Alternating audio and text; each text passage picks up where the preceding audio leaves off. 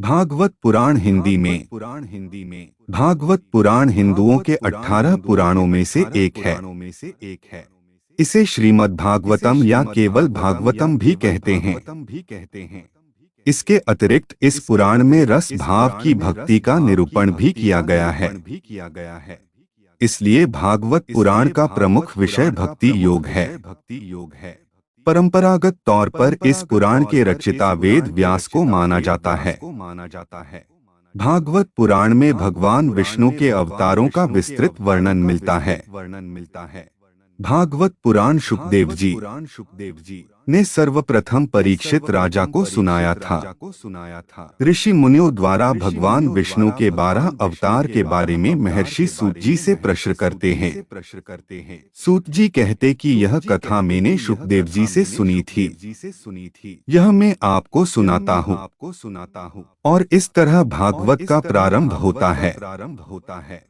परिचय 18 पुराणों में से भागवत पुराण महत्वपूर्ण और विख्यात पुराण है। पुराणों की गणना में यह पुराण 8वां पुराण के रूप में स्वीकार किया गया है। भागवत पुराण में साधुओं और ऋषि मुनियों को महर्षि सूत जी एक कथा सुनते हैं। भगवान विष्णु के अवतारों के बारे में साधु और ऋषियों सूत जी से प्रश्न करते हैं। सूत जी कहते कि यह कथा शुकदेवी ने मुझे सुनाई थी।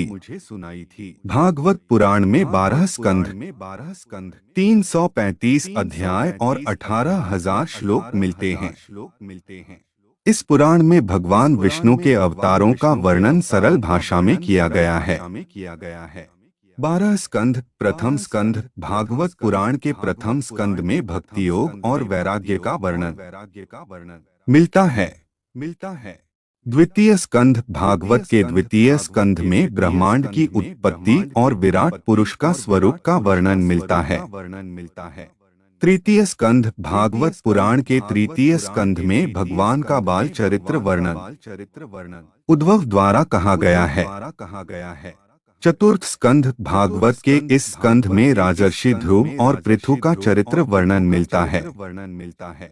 पंचम स्कंध भागवत पुराण के इस स्कंध में समस्त सृष्टि की स्थिति जैसे कि समुद्र, पर्वत, नदी, पाताल, नरक आदि का वर्णन मिलता है। षष्ठ स्कंध इस स्कंध में देवता, मनुष्य, पशु, पक्षी आदि के जन्म की कथा का वर्णन किया गया है। सप्तम स्कंध भागवत पुराण के इस स्कंध में भगवान विष्णु के भक्त प्रहलाद के साथ हिरण्यकशिपु, हिरण्याक्ष चरित्र का वर्णन किया गया है।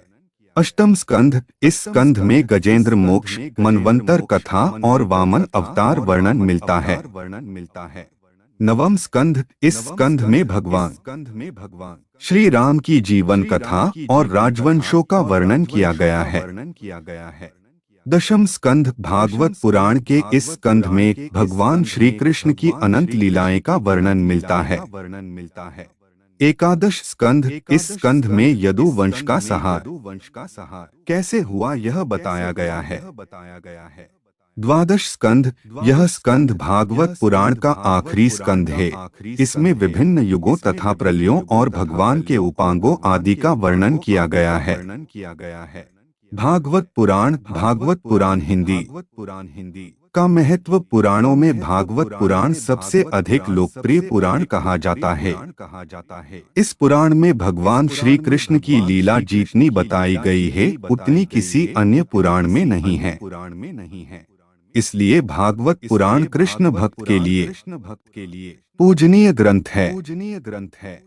भागवत पुराण में कहा गया है कि सर्ववेदांत सारण ही श्री भागवत मिष्यते तद्रसामृत तृप्तस्य नान्यत्र स्याद्रतीयः क्वचित श्रीमद्भागवतम सभी वेदों का सार है।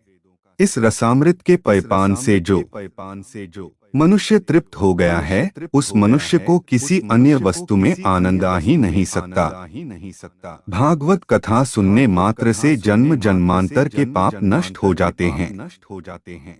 भागवत सुनने से लौकिक व आध्यात्मिक विकास होता है।